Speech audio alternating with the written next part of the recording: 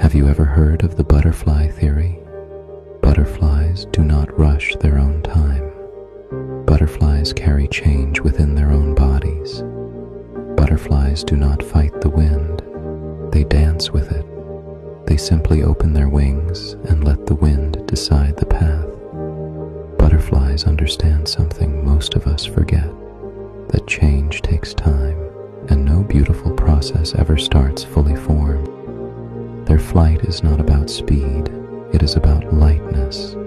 Butterflies live briefly, but they live fully, and somehow they show us that deep transformations do not happen in chaos.